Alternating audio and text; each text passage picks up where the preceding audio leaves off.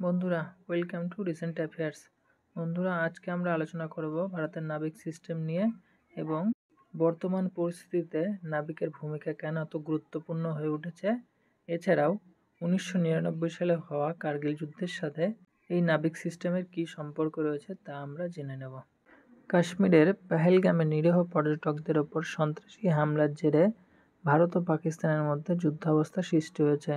ফলে ভারতের নিজস্ব স্যাটেলাইট নেভিগেশন সিস্টেম নাবিক অর্থাৎ নেভিগেশন উইথ ইন্ডিয়ান কনস্টেলেশন কঠিন পরীক্ষার সম্মুখীন। এই পরিস্থিতিতে নাবিকের নির্ভুলতা এবং নির্ভরযোগ্যতা দেশের সামরিক ও বেসামরিক উভয় ক্ষেত্রের জন্য অত্যন্ত গুরুত্বপূর্ণ হয়ে উঠেছে। বন্ধুরা, আমেরিকার যেরকম জিপিএস সিস্টেম রয়েছে, ভারতের ঠিক তেমনই নাবিক সিস্টেম।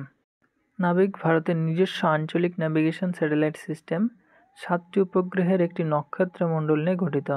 এই 7টি উপগ্রহের মধ্যে 3টি ভূস্থির অর্থাৎ জিও স্টেশনারি কক্ষপথে এবং 4টি ভূসমতলীয় অর্থাৎ জিওসিঙ্ক্রোনাস কক্ষপথে স্থাপন করা হয়েছে। এই স্যাটেলাইটগুলির কাজ ভারতকে তার নিজস্ব ভূখণ্ড এবং এর আশেপাশে নির্ভুল অবস্থান এবং নেভিগেশন পরিষেবা প্রদান করা।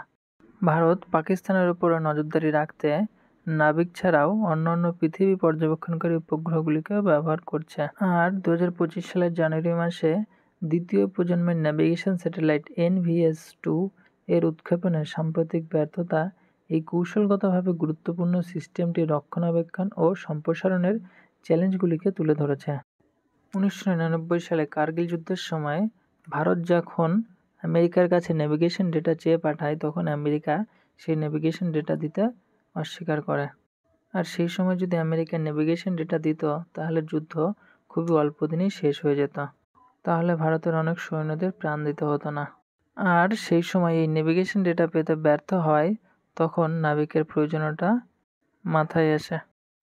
আর এই কার্গিল যুদ্ধের অভিজ্ঞতা ভারতকে অবস্থান, পজিশন এবং সময় পরিষেবার ওপর নিজস্ব নিয়ন্ত্রণ প্রতিষ্ঠার জন্য একটি দেশীয় সিস্টেম বিকাশে উৎসাহী করে, যা পরবর্তীকালে বিকশিত হওয়ার পর নাবিক নামে পরিচিত হয়েছে।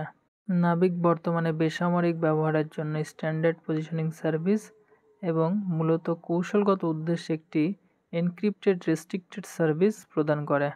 আর চলতি বছরের 29শে জানুয়ারি অর্থাৎ 2025 সালের 29শে জানুয়ারি NVS-2 এর উৎক্ষেপণের সমস্যা দেখা দিয়েছিল।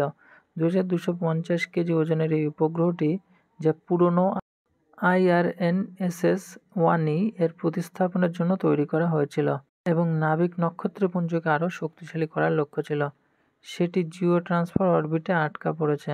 তার উৎক্ষেপণ সফল হয়নি। আর বর্তমানে ইসরো এই উৎক্ষেপণের ব্যর্থতার কারণ অনুসন্ধান করছে।